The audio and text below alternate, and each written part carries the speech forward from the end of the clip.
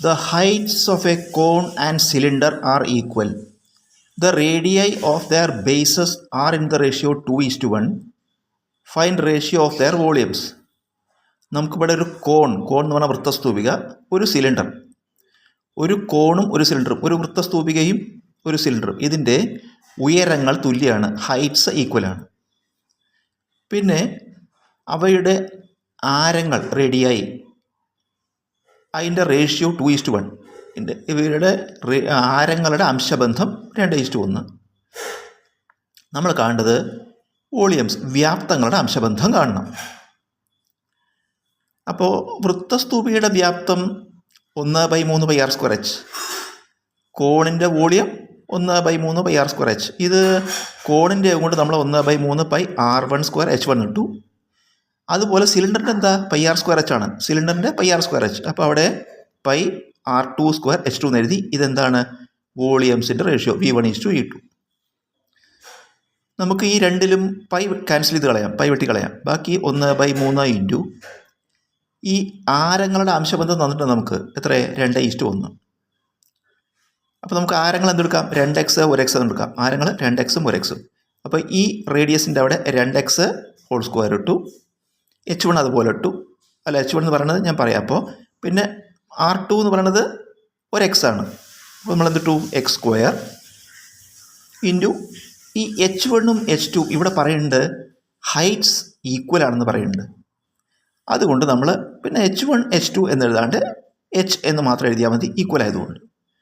വീണ്ടും നമുക്ക് 1/3 into 2x² 4x² വരും, ഇൻറ്റു h, അതുപോലെ x² ഇൻറ്റു h. ഇതിൽ നമുക്ക് h ക്യാൻസൽ ചെയ്ത് കളയാം, x² ക്യാൻസൽ ചെയ്യാം. ബാക്കി ഇവിടെ എന്ത് വരും, 4/3, ഇവിടെ 1. ഇതാണ് റേഷ്യോ കിട്ടി. നമുക്കിതിൻ്റെ ഫ്രാക്ഷൻ മാറ്റാൻ വേണ്ടിയിട്ട് നമ്മൾ ഇരുവശത്തും 2ലും 3 കൊണ്ട് ഗുണിക്കുക, ഫ്രാക്ഷൻ മാറ്റാൻ. അപ്പോൾ 4/3 ഇൻറ്റു 3 1/3, ഇവിടെ 3 3 ക്യാൻസൽ ചെയ്തിട്ട് 4:3 answer. The length of a diagonal of a rectangle is dash whose length is 6 cm and width is 5 cm. നമുക്ക് ഒരു റെക്റ്റാങ്കിൾ തന്നിട്ടുണ്ട്, അതിൻ്റെ ഡയഗണൽ കാണണം, ചതുരത്തിൻ്റെ വികരണം കാണണം. നീളം നമുക്ക് തന്നിട്ടുണ്ട് 6 cm, വീതി നമുക്ക് തന്നിട്ടുണ്ട് 5 cm. അപ്പോൾ നമ്മളൊരു റെക്റ്റാങ്കിൾ ഏകദേശ രൂപം വരച്ചു, റെക്റ്റാങ്കിൾ പേര് കൊടുത്തു ABCD. ഇതിൽ നീളം തന്നിട്ട് 6, അപ്പോൾ AB എന്ന് പറയുന്നത് 6 ആണ്. വീതി തന്നിട്ട് 5, BC എന്ന് പറയുന്നത് 5 ആണ്. നമുക്ക് ഡയഗണൽ കാണണം, അതായത് വികരണം AC കാണണം. നമുക്ക് ABC എടുക്കുമ്പോൾ ഇത് റൈറ്റ് ട്രയാങ്കിളാണ്, മട്ടത്രികോണാണ്. കാരണം ഇത് ചതുരമാകുകൊണ്ട് ചതുരത്തിൻ്റെ എല്ലാ കോണും 90 ഡിഗ്രിയാണ്. ചതുരത്തിൻ്റെ കോണുകളെല്ലാം 90. അപ്പോൾ ഈ B എന്ന് പറയുന്നത് കോണ് 90 ആയതുകൊണ്ട് ഈ ത്രികോണം മട്ടത്രികോണാണ്. ഈ ട്രയാങ്കിൾ ഒരു റൈറ്റ് ട്രയാങ്കിളാണ്. ഇതതിൻ്റെ ബേസാണ്, പാദം. ഇതതിൻ്റെ ലംബമാണ്, ഓൾട്ടിറ്റ്യൂഡാണ്. ബേസും ഓൾട്ടിറ്റ്യൂഡും അറിയാം എന്തിൻ്റെ, റൈറ്റ് ട്രയാങ്കിളിൻ്റെ.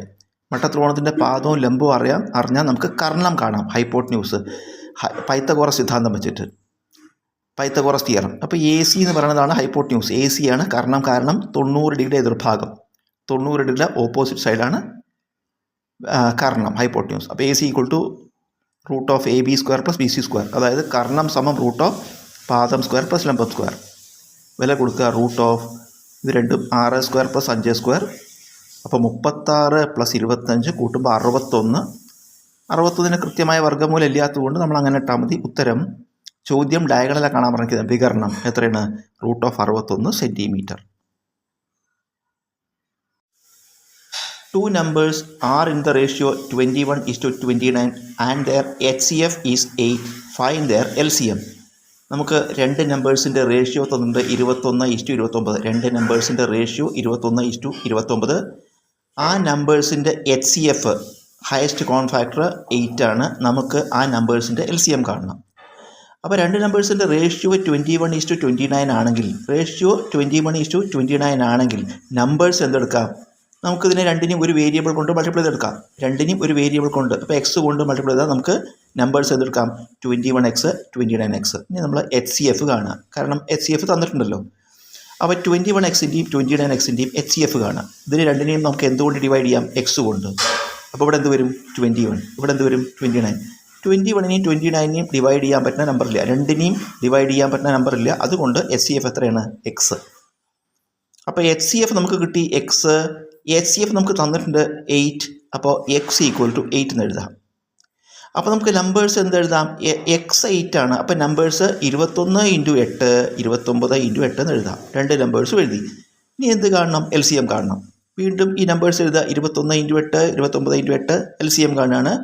രണ്ടിനെയും നമുക്ക് എന്തുകൊണ്ട് ഡിവൈഡ് ചെയ്യാം? 8 കൊണ്ട് ഡിവൈഡ് ചെയ്യാം. അപ്പോൾ ഇവിടെ എന്ത് വരും? 21. ഇവിടെ എന്ത് വരും? 29. ഇനി ഡിവൈഡ് ചെയ്യാൻ പറ്റുന്ന നമ്പറില്ല. അപ്പോൾ LCM എന്ത് ചെയ്യണം? ഇതെല്ലാം കൂടി മൾട്ടിപ്ലൈ ചെയ്യണം. HCF എന്ന് പറഞ്ഞാൽ സൈഡിലുള്ള നമ്പർ മാത്രം എടുക്കാൻ പാടുള്ളൂ. LCM എല്ലാം കൂടി മൾട്ടിപ്ലൈ ചെയ്യണം. അപ്പോൾ LCM എന്ന് പറയുന്നത് 8 × 21 × 29 അത് മൾട്ടിപ്ലൈ ചെയ്യണം. 8 × 21 168 വരും. × 29 മൾട്ടിപ്ലൈ ചെയ്യുമ്പോൾ നമുക്ക് 4872 എന്ന് കിട്ടും. If a square minus b square divided by a plus b is equal to 25, find the value of a minus b. നമുക്ക് A square minus B square ഹരിക്കണം എ പ്ലസ് ബി സമം 25 തന്നിട്ടുണ്ട്. A square minus B square divided by A plus B. അപ്പോൾ നമ്മൾ left hand side എഴുതി. ഇതിൻ്റെ numerator A square minus B square, ഇതൊരു ഐഡൻറ്റിറ്റിയാണ്. A plus B into A minus B. A square minus B square equal to A plus B into A minus B divided by denominator same എഴുതുക A plus B. നമുക്കിവിടെ അതിൻ്റെ ഇടയ്ക്ക് into sine ആവുന്നുണ്ട്. Into ആവുകൊണ്ട് നമുക്ക് A plus B cancel ചെയ്ത് കളയാം. ബാക്കി എന്താ? A minus B. നമ്മളിപ്പോൾ ഏതാ ചെയ്ത്? ലെഫ്റ്റ് ഹാൻഡ് സൈഡ് മാത്രം ചെയ്തു. എന്ത് കിട്ടി? A minus B is equal to right hand side നമുക്ക് തന്നിട്ടുണ്ട് 25. അപ്പോൾ നമുക്ക് എന്താ എഴുതാം? A minus B is equal to 25. എന്താ കാണേണ്ടത്? എ മൈനസ് ബിയുടെ വാല്യൂ കാണണം. ഉത്തരം 25.